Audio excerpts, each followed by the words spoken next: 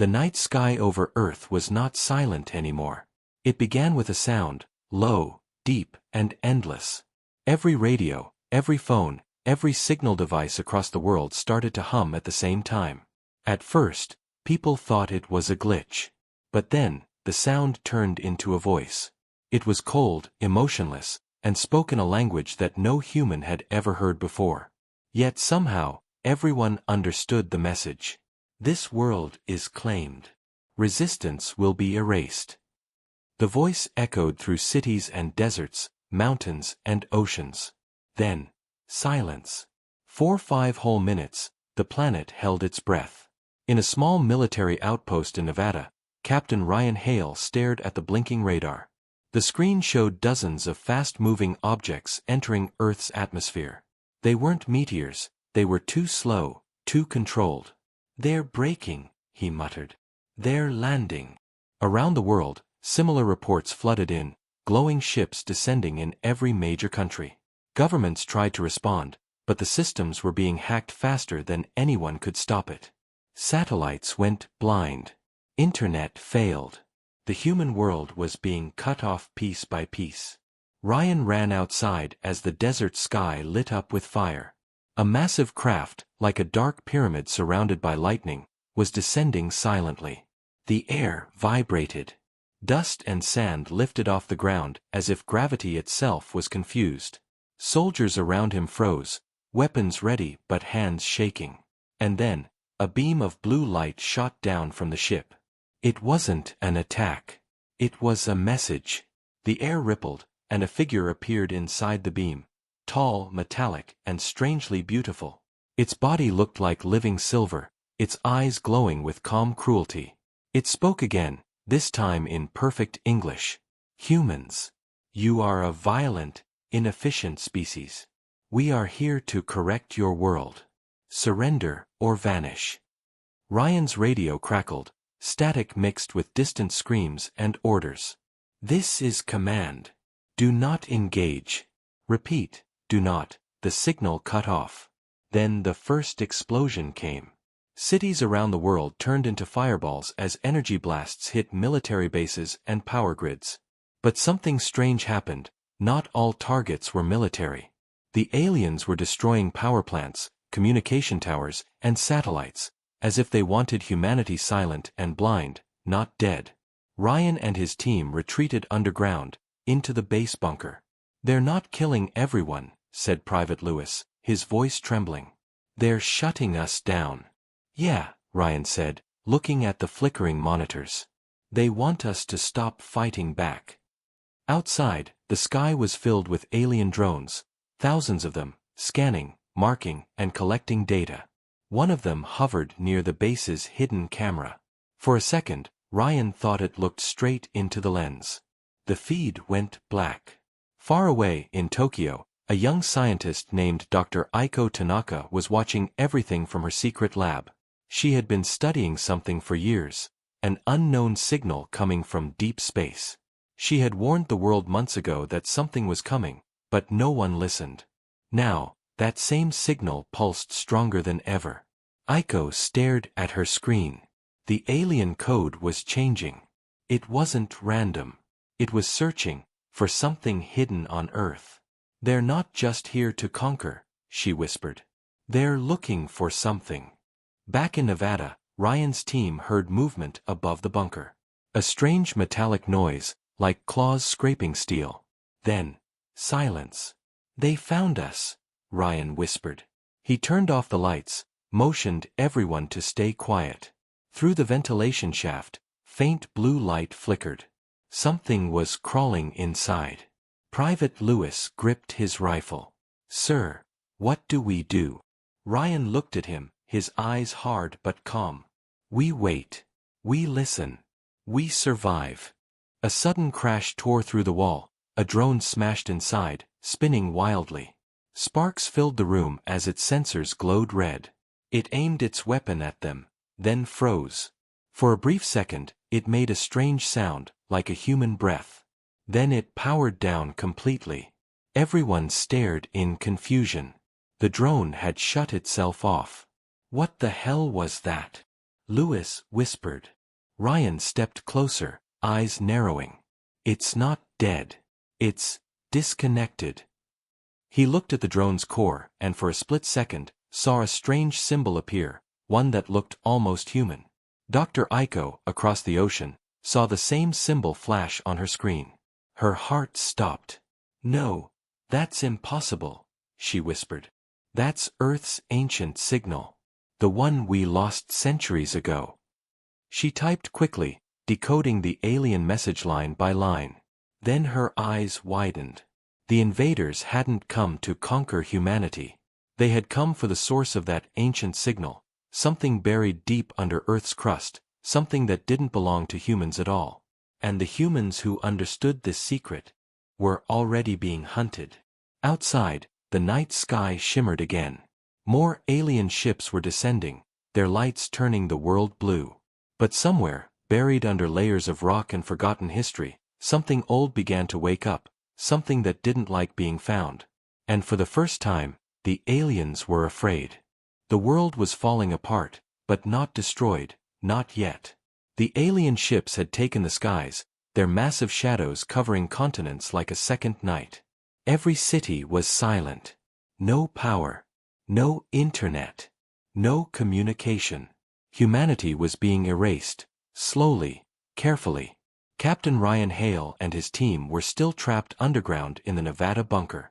The alien drone that had fallen inside lay motionless in front of them. Its metal body hummed faintly, like it was still alive but sleeping. Ryan stood over it, staring at the strange symbol glowing on its chest, 3 lines crossing inside a circle. Private Lewis whispered, "It's like it recognized us." Ryan didn't answer. His mind was racing. He'd seen that symbol once before, years ago, in a classified military file labeled Project Helios. A project that was shut down because it was too dangerous. He knelt beside the drone and opened its core panel. Inside was a strange black crystal, pulsing with blue light. It wasn't technology he recognized.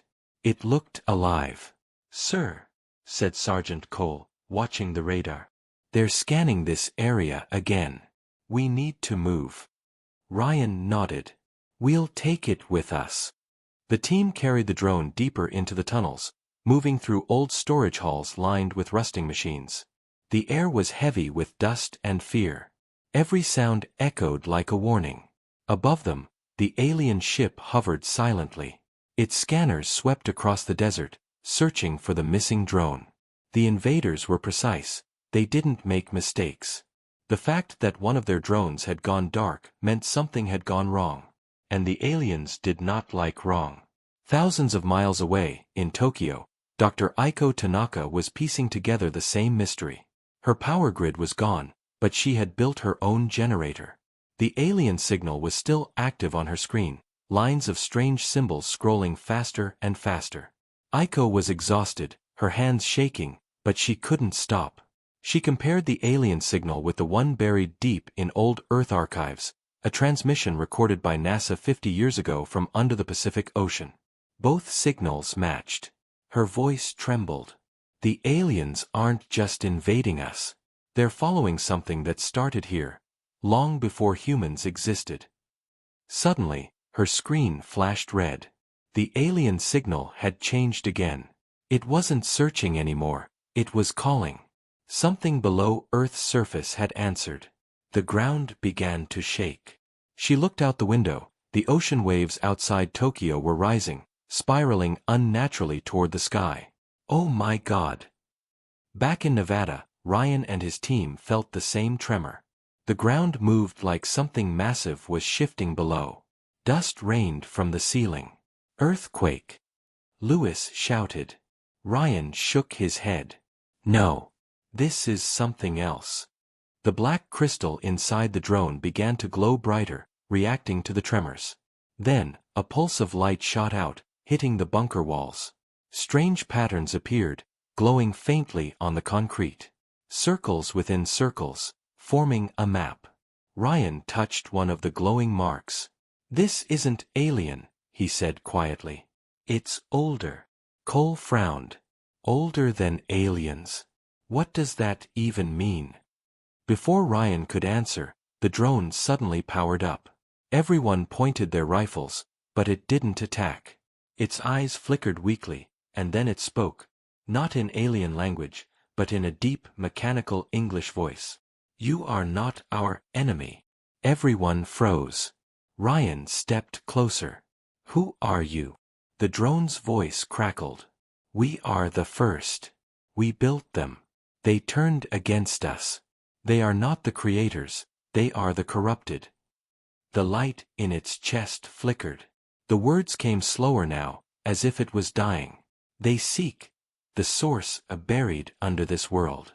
If they reach it, all life ends." The drone's eyes dimmed completely. Silence. Lewis looked at Ryan. "Sir, what do we do now?" Ryan clenched his jaw. "We find the source before they do." Outside, the alien motherships were repositioning. They were no longer firing, they were digging. Giant beams of light pierced the ground, melting through mountains and oceans. They were searching deep into Earth's crust for something invisible to human eyes. In Tokyo, Aiko received the same coordinates through her hacked system. She looked at the glowing map and froze. "No," she whispered. "They're digging at the same points connected to Earth's magnetic field." She realized what it meant. The source wasn't just energy. It was connected to Earth itself. If the aliens reached it, they could control the entire planet, its gravity, its weather, its life. The ground shook again. A shockwave rippled across continents. Ryan's radio came to life for the first time in hours, a faint human voice breaking through static. "This is Commander Reyes. Any survivors, report. We've discovered a weapon under Arctic base, coordinates." The message cut off. But it was enough. Ryan looked at his team. "We're heading north." They packed up quickly, carrying the drone's remains and the glowing crystal. As they climbed out of the bunker into the cold desert night, the sky above them lit up again. This time, not with alien ships, but with something new. A beam of golden light shot out from the horizon, reaching into space. The alien ships paused, their systems flickering. Something had awakened. For the first time since the invasion began, the aliens hesitated. Ryan stared at the sky and whispered, "Whatever that was, it's not them." Somewhere deep below the earth, buried under rock older than history, a voice echoed through the world, a voice that wasn't human, but spoke in the language of creation itself. "You should not have come." And for the first time, the invaders knew fear. The world was no longer the same. Skies that once showed stars now glowed with alien light. The oceans boiled in strange patterns, and storms circled endlessly over the poles. The invaders were digging deeper each day, tearing through the planet's crust in search of something hidden, something older than humanity itself. Captain Ryan Hale led what was left of his team through the frozen wastelands of northern Canada. They had traveled for days, moving only at night to avoid alien drones. The cold was biting, the silence haunting. The desert of ice stretched endlessly under a pale, blue sky filled with strange lights. Sergeant Cole shivered beside him. "Sir, we're low on fuel. If we don't find this Arctic base soon, we're dead anyway." Ryan adjusted his cracked visor, scanning the horizon. "We'll find it." Commander Reyes' signal came from somewhere out here. There has to be something. Lewis pointed at a faint glow far ahead, a structure buried under ice. It looked like a crashed ship, half covered in snow. As they got closer, Ryan realized it wasn't alien, it was human. The letters ARC-01 were carved into the frozen steel. It was the Lost Arctic Research Base. They forced the doors open and stepped inside. The power was weak, but the facility still had warmth and faint lights. Old computers hummed quietly, running on backup generators. Ryan's eyes landed on something in the center of the room, a giant metal sphere connected to dozens of cables. Its surface was covered with the same glowing symbol from the alien drone. Lewis stared at it. "What is that?" Before Ryan could answer, a voice came from the shadows. "That's what they're afraid of." They spun around, weapons ready. A woman stepped forward, covered in frost, her eyes sharp but tired. Ryan recognized her instantly from classified files. "Dr. Aiko Tanaka," he said. "You're supposed to be dead." Aiko gave a faint smile. "Not yet. I've been hiding here, watching them dig." Ryan lowered his weapon. "What is that thing?" She looked at the metal sphere. "It's a fragment of the source. We found it years ago, buried under the ice. It's not alien, it's older. Whatever it is, the aliens are terrified of it." Cole frowned. "Terrified? They're burning down our cities." Aiko shook her head. "No. They're not afraid of us. They're afraid of waking it." She walked closer to the sphere, placing her hand on its surface. It began to glow faintly, pulsing with light like a heartbeat. "When I touched this the first time," she said quietly, "I saw something. A memory. A world before Earth. A civilization that created both humans and them." Ryan's voice dropped. "You're saying the aliens and humans are related?" "Yes," Aiko said softly. "They were made to protect the source. But they turned against their creators. The source punished them, sent them away into space. And now they've come back, thinking they can reclaim what they lost." The ground trembled again. The lights flickered. "They found us," Ryan muttered. Above the base, alien ships began descending through the storm. Their beams cut through the ice like knives, melting entire glaciers as they searched for the base. Aiko ran to the control console. "If they breach this place, they'll destroy the fragment." Ryan shouted over the noise. "Then what do we do?" Aiko's fingers flew across the keyboard. "There's one way to protect it. The fragment can connect with something deep inside Earth, the main source. But it needs a human link, someone to guide it." Cole looked horrified. "You mean a person?" "Yes. But whoever connects to it won't survive." The noise above grew louder. The roof cracked. Ice fell from the ceiling. Alien drones swarmed into the air outside like a storm of metal insects. Ryan stepped forward. "If this thing can stop them, I'll do it." Aiko turned to him, her eyes wide. "No. You don't understand. The connection isn't just physical. It's mental. You'll see everything, every memory, every life the source has ever touched. It could destroy your mind." Ryan looked at the glowing sphere. Better that than losing the planet. Before anyone could stop him, he placed his hand on the fragment. Instantly, the room exploded with light. Ryan's mind filled with visions, oceans turning into glass, cities rising and falling across galaxies, a war so old that even the stars had forgotten it. He saw the aliens, once human-like, proud and pure, rebelling against the voice of the source. He saw them cast out, their minds broken, their worlds burned. And he saw Earth, a seed, planted long ago as a second chance. Ryan fell to his knees, gasping. The light faded, and his eyes glowed faint blue. He looked at Aiko. "It spoke to me." "What did it say?" she whispered. "It said, 'The Guardians are coming.'" Before they could react, a massive shockwave blasted across the ice. Alien ships in the sky froze midair, their engines dying at once. The source fragment pulsed stronger, sending waves of golden light into the clouds. In the distance, something massive was rising from beneath the ocean, a shape so large it dwarfed even the alien motherships. Aiko stared in awe. "It's awakening." Ryan could barely stand. "What is?" "The true source," she said softly. "The original power. The one they were meant to serve." Outside, the sky cracked open with thunder. The alien ships began to retreat, pulling back into orbit. But it was too late. A beam of golden energy shot from the ocean, piercing the heavens. For the first time, the invaders, who had seen 1,000 worlds burn, turned and fled in fear. Ryan looked at Aiko. "What happens now?" She didn't answer. Her eyes were locked on the light reaching into space. "Something's coming," she said quietly. Something older than all of us. The wind howled outside as the ice cracked beneath their feet.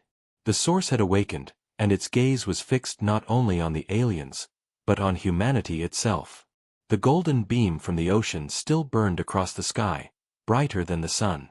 Every satellite camera, every radar, even the alien motherships were blinded by it. Across the world, people came out of their shelters and looked up, not in fear, but in silence. For the first time since the invasion began, the aliens were retreating. Captain Ryan Hale stood in the frozen ruins of the Arctic base, barely able to breathe. The ground was shaking, the ice splitting apart. The fragment of the source glowed beside him like a small sun, its energy pulsing through the air. Dr. Aiko Tanaka's voice trembled. It's not just awake anymore.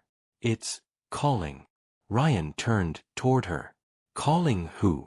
Aiko's eyes were locked on the sky. The Guardians.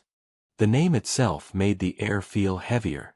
The alien ships, now circling above the planet, seemed to sense it too. Their movements became frantic, their perfect formation breaking apart. They fired massive energy blasts toward the ocean, trying to destroy the golden beam. But every shot vanished before touching it, swallowed by invisible waves of force. Ryan grabbed his rifle, though he knew it wouldn't matter. If these Guardians are real, are they here to help us or finish what the aliens started? Aiko didn't answer. Her hands were shaking as she looked at her screen. I don't know. But whatever the source is, it doesn't see humans or aliens. It sees creations. The ground split open beside them, and a deep blue light began to rise. Ice shattered like glass. The air grew hot, though they stood in the middle of a frozen wasteland. Then, from the ocean's golden light, something began to form. Giant silhouettes, moving slowly, like mountains coming alive. There were 3 of them. Each figure stood taller than any building on Earth, made of light, metal, and stone that shimmered with ancient energy. Ryan's mouth went dry. Those are ships. Aiko whispered. No. Those are the Guardians. Their faces were calm and unreadable, their eyes glowing white with power. The sky darkened around them, clouds spiraling like a storm obeying their presence. Even from thousands of miles away, people could feel their arrival, a pressure in the air, a sound deep in their bones. In orbit, the alien fleets tried to flee. But before they could jump away, the Guardians raised their hands.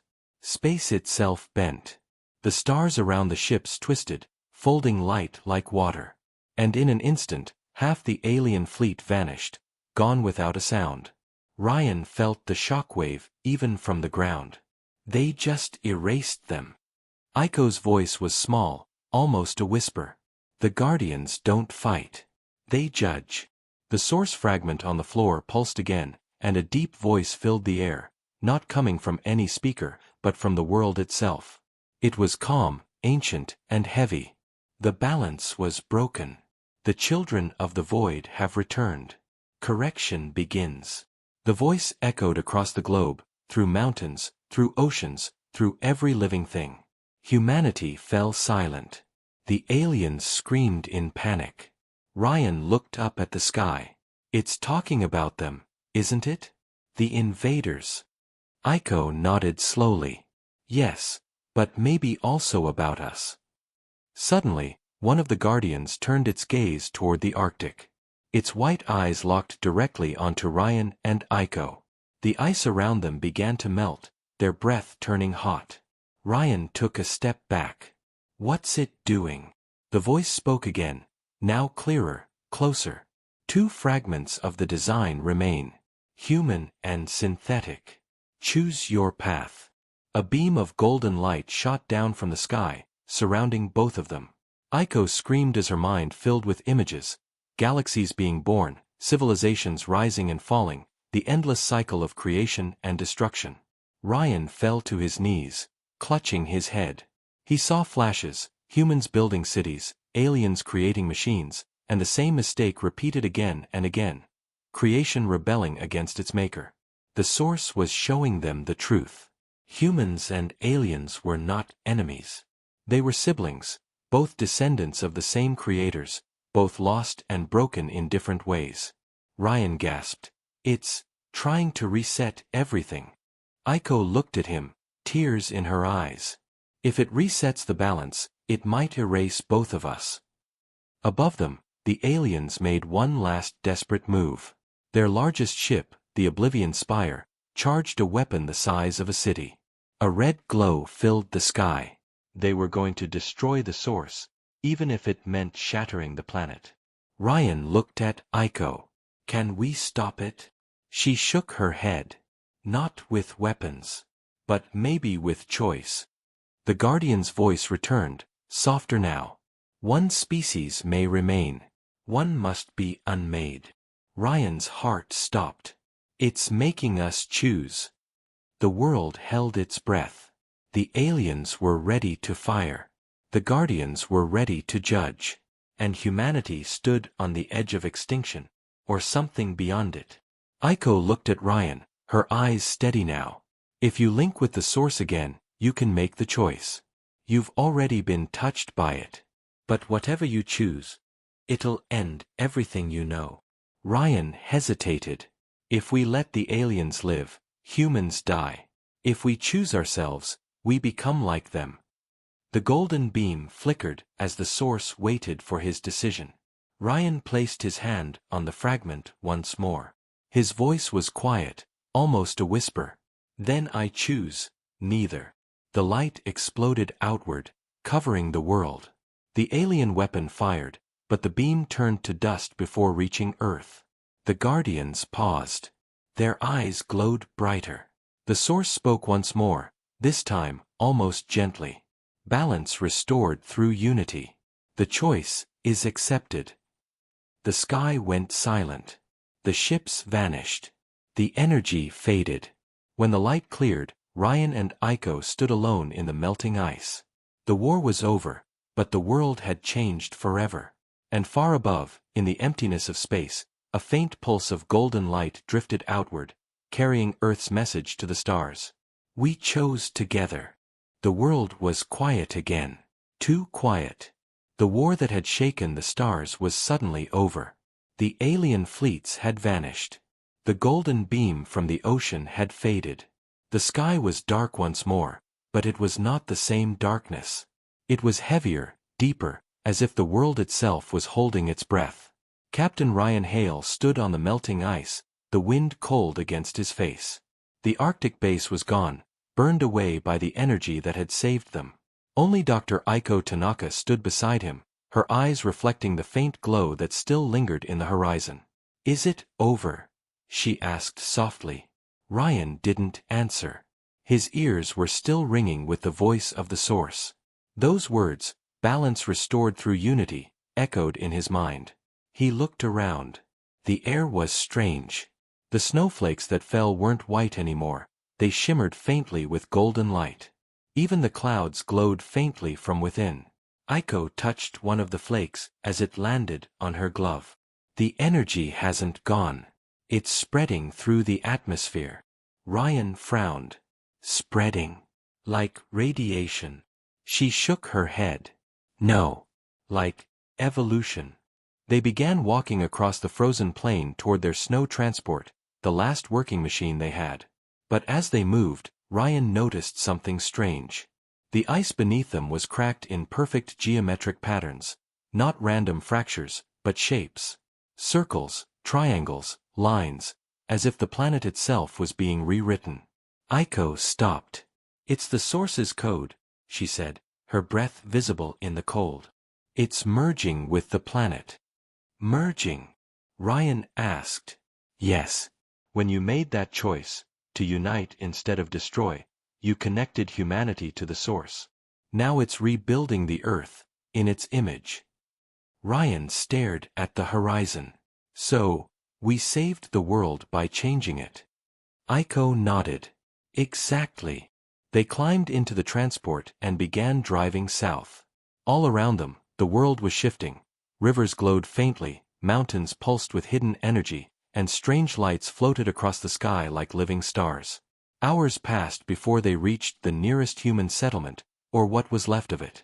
The town was half buried in snow, buildings damaged, vehicles abandoned. Yet people were alive. Fires burned in the distance. Survivors were emerging from bunkers, confused but breathing. Ryan stepped out of the transport. A small group of survivors approached, led by an older man in torn military gear.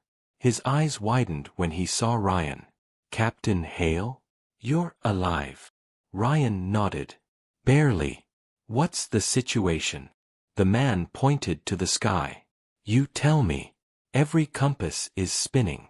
Our comms are dead. But no alien activity for hours. They're gone." Aiko stepped forward. "Not gone," she said quietly. "Just disconnected. The source cut them off." The man frowned. "Then what happens now?" No one had an answer. That night, the survivors gathered around fires, staring at the strange aurora dancing overhead. The lights weren't natural. They shimmered in patterns, like messages written in the air. Some saw words. Others saw faces. Ryan couldn't sleep. He stood alone outside, watching the glowing horizon. The world felt alive, too alive. He could almost hear it breathing. Aiko joined him, her coat pulled tight. "You feel it too, don't you?" Ryan nodded. "It's like the planet's talking, whispering." She smiled faintly. "It's not just Earth anymore. The source merged with it. It's conscious." He turned to her.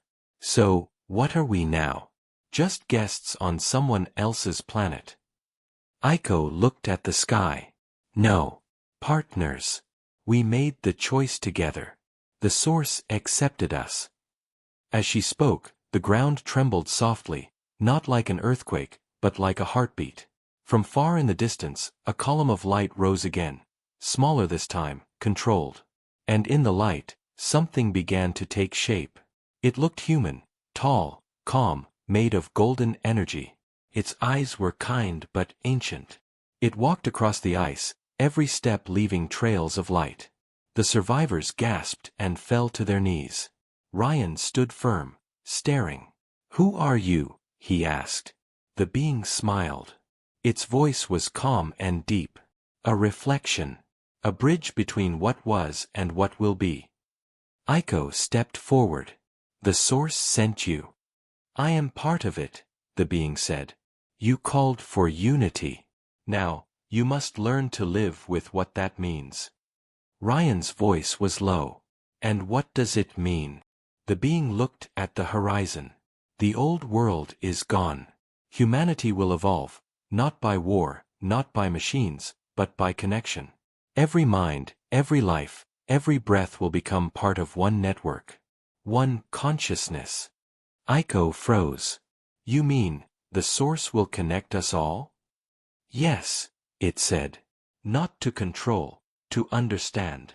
Ryan's fists clenched. "And if we refuse?" The being's light dimmed slightly. "You already chose."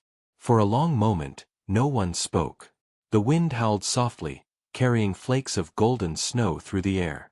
Ryan finally said, "Then we learn. We adapt. But we stay human." The being smiled again, its form flickering like sunlight on water. "Humanity will not end, Captain Hale. It will begin again." It stepped back, fading slowly into the night. The light vanished, leaving only silence. Aiko looked at Ryan. "Do you think it's telling the truth?" Ryan looked up at the stars, stars that now glowed a little brighter than before. "I don't know," he said quietly. "But maybe it's not about truth anymore. Maybe it's about what comes next." In the distance, the wind carried a faint sound, not alien, not human, but something in between. A song, soft and endless, rising from the earth itself. The war was over. But humanity's next chapter had just begun. Months had passed since the golden light filled the sky. The war was over, but the world that rose afterward was no longer the same. The cities that had survived the invasion were quiet now. The machines were dead. No planes, no satellites, no power grids. Yet somehow, humanity had not fallen apart. People still found food, built fires, and shared what little they had, as if guided by an unseen hand. Captain Ryan Hale could feel it every day, that strange hum beneath his skin, that faint golden glow in the air whenever he closed his eyes. The source was still there, flowing through everything. He stood at the edge of the rebuilt settlement, watching children laugh in the snow. They were different, calm, alert, and somehow connected. When one laughed, the others laughed too, almost at the same moment. Dr. Aiko Tanaka joined him, her hair tied back, a small data pad in her hand. "You see it, don't you?" she said softly. Ryan nodded. "They don't even need to talk. They just know." Aiko looked down at her data pad.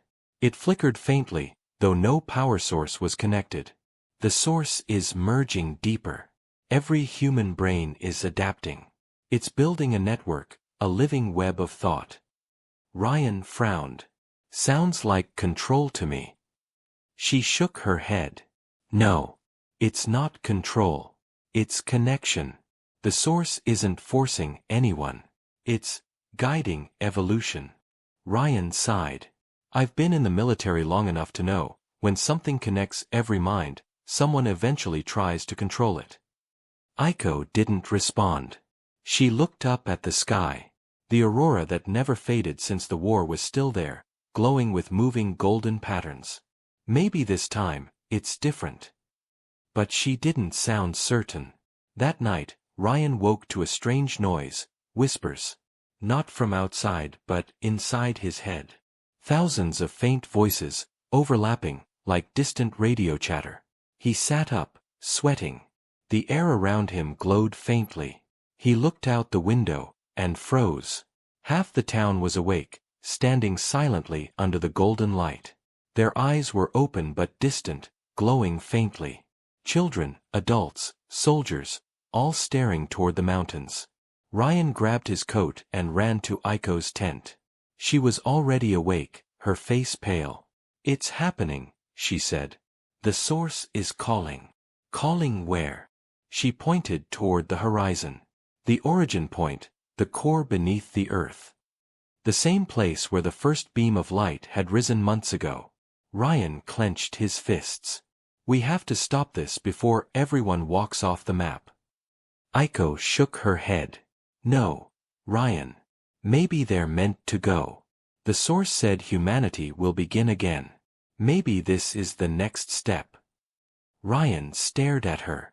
"You're saying we should just let them march into the unknown?" Before she could reply, the ground trembled. The mountains in the distance began to glow from within, veins of golden light spreading like roots. The air grew hot. The people started walking, slow and silent, toward the mountains. Ryan grabbed Aiko's arm. "If this is evolution, it's not natural. Something's wrong." She hesitated, then nodded. "All right. We'll go after them." They packed quickly, following the silent crowd through the frozen valley. The further they went, the brighter the mountains became. The snow turned to steam. The air hummed. When they reached the base of the mountains, they saw it, a massive crater filled with golden light. In the center floated a structure of pure energy, rising slowly from the earth. It was neither alien nor human. It was alive. Aiko stared, speechless. "That's it, the source core." Thousands of people stood around it, motionless. The golden glow from the core touched them one by one, and they began to rise into the air, weightless, silent. Their bodies shimmered as light passed through them. Ryan's voice cracked. "It's taking them."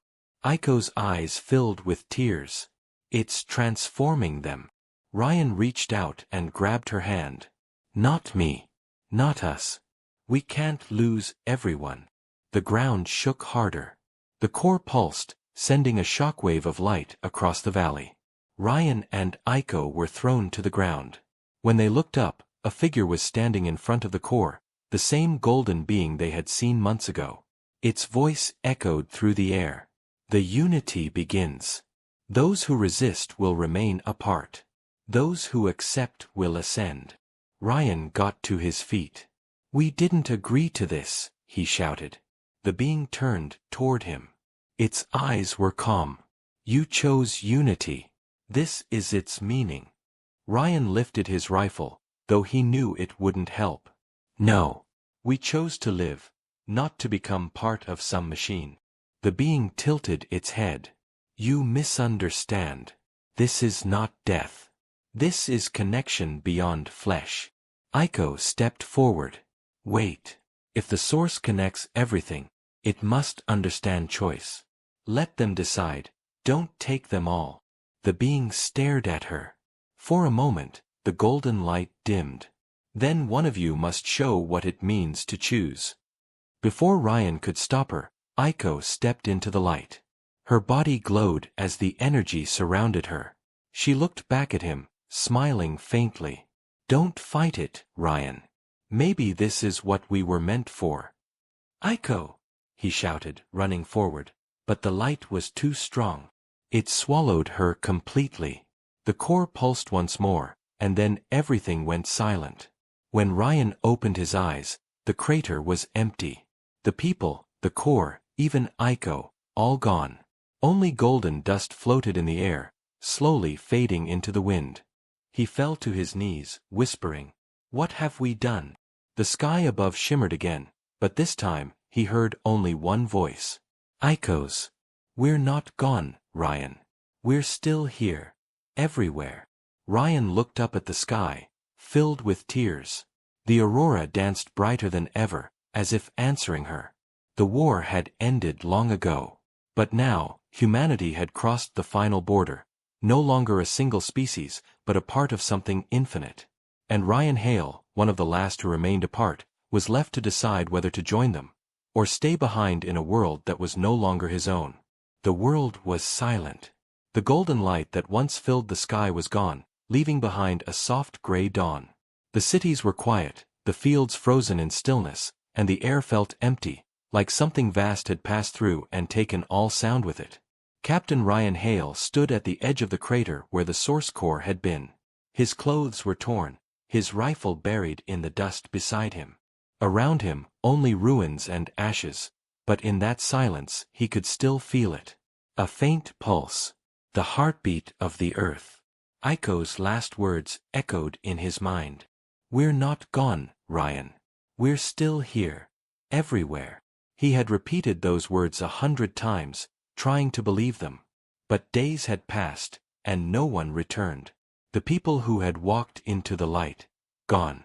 He had tried to contact the other settlements, but every radio was dead. He had wandered through empty towns, through schools and streets filled with golden dust. Humanity had disappeared. Only a few remained, those who resisted the pull of the source. Ryan lit a small fire and sat beside it, staring at the sky. The aurora still shimmered faintly, though weaker now. A noise broke the stillness. Footsteps. He turned sharply, grabbing his weapon. A figure was approaching through the mist.